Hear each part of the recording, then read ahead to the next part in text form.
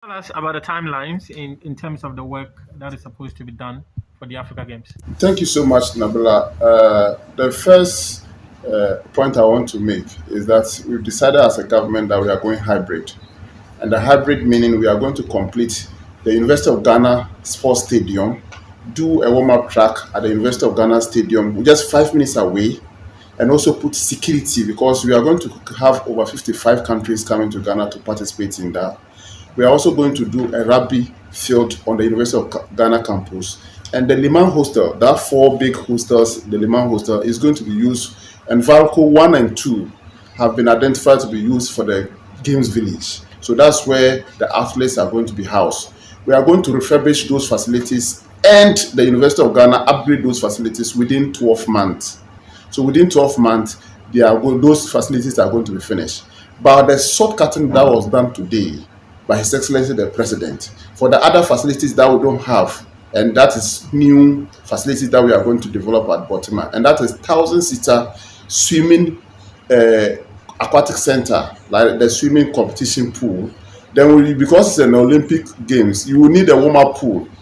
So apart from the 10-lane competition pool, we are doing a warm-up pool 8-lane. Then we are also going to do a 1,000-seater multi-purpose basketball arena. That will also be converted because it's a multi-purpose. We will use other games there. Other games can be participated there. Then we also will do 5 tennis courts.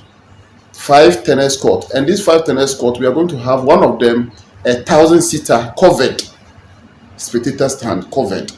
Then aside that, because the vision is to turn the whole facilities into a university for sports for development eventually, we are doing another administrative block which will be used as VVIP session, at least to receive the VVIP guests and athletes to come before they go into those facilities. We are also going to develop lecture halls after the games is over.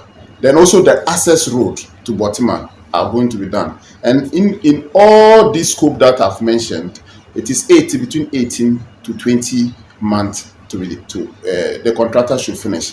And you know that, and that include testing period, because when all these facilities are finished, you still have to test the facilities, and that include the testing period. So when you add testing period and everything, it's between 18 to 20 months, the testing period. So when is work expected to commence? Work currently today, the salt is cut. Contractors has given us assurance that once the salt is cut, they've also made a request for their advanced mobilization, which has been sent to finance. So work actually will be commenced because it has been cut this month, 31st August. By September, work should start. And the major concern many people have always got, and that is for the Baltimore project. Yes. But for the Legon project, the work have already been started. Kosa is already on site working already. Yes, Even yes. before once we gave indication that we are going to allow him to use that, he started working. So work has, and that's why that one will be ready in 12 months. Okay, then Honorable, just a quick one. Let's talk about the University of Ghana Stadium, because if you take a look at the Titan tracks, there were some concerns a couple of months ago in relation to how standard they are for international games like this. Are there going to be new works done on them, or what is currently available is what is going to be used? Nabila, that's an excellent question, because the facilities that we are going to develop at the University of Ghana is going to meet the World Athletic standards. So the Titan track there, and the records, the standards are that we should use Mondo Titan tracks, and that is exactly. So what you have seen there is going to be taken off and redo, and also an expert from the World Athletic Federation will be involved, making sure that we don't just develop the facility, but they are satisfied for international competition. So all the facilities we are going to do, because of the past experience, we don't want to just develop facilities and those facilities are not satisfied. So, for example, the aquatic center, we are in touch with the FINA Federation, the International Swimming Federation, and they have to certify the facility. Also, the tennis court, the International Federation for Tennis have to satisfy that so that any major international competition beyond the African Games can be staged in Ghana. That's Thank you. Any questions? Yeah. So, Honorable, I've looked at the work scope for the Boteman project. It looks, to be fair, exquisite. You know, and the plan to turn it into a university for development or for sports development is an excellent one as well. But do you have a plan in place for perhaps taking advantage of these facilities to make Ghana the center of maybe sports development in the entire sub-region, mostly for hosting international competitions all around and what have you? Because these facilities deserve something like that. And that's exactly, it's all about sustainability. And that's why we've learned from other countries, Australia, London. I was in London when London Olympics was going on. So the facilities in Stratford was redeveloped to meet the Olympic standard. Afterwards, they were converted to other facility. West Ham, for example, is currently using Stratford Stadium. Yeah. So for sustainability purposes, we are turning those facilities for University for Sports for Development, and that will be the only one in the entire West African sub-region. So Ghana is taking the lead. But in the whole continent, that will be the second University for Sports for Development. So once we finish this and we position it and it becomes University for Sports for Development, then you are talking of Ghana taking advantage of Sports Excellence Center in West Africa and also even Africa, apart from South Africa. Okay, you ask your question before I follow up. It looks like from the facilities point of view, today was a remarkable day and we seem to be on a really good track.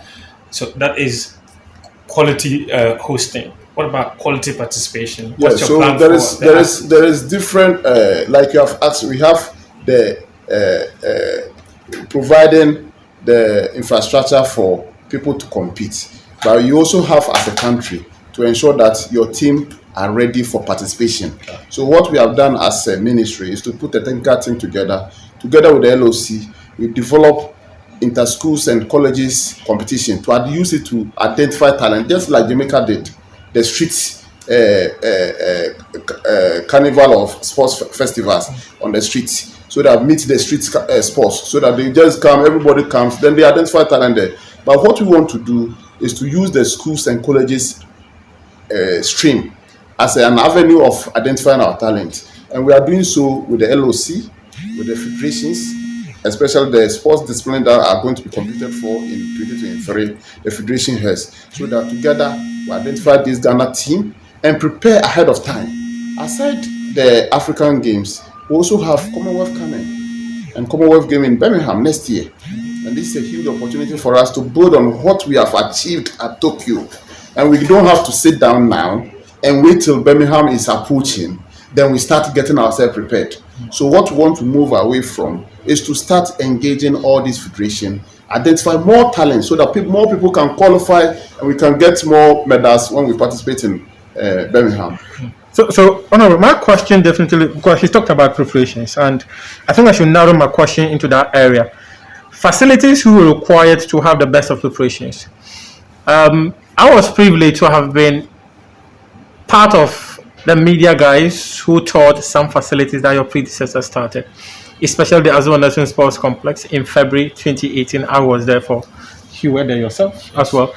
And it's been 3 years and counting, these facilities are not completed. And for us to be getting ready to host the rest of the continent, we should at least have some of these facilities in place so that our athletes can have the best of preparations. While we are constructing these ones. So tell us, any plans in place to continue work so that these facilities will be completed? Yeah, Nabila, if we are going to be able to identify talent in the various regions or our various communities, we can't do that without these facilities being completed.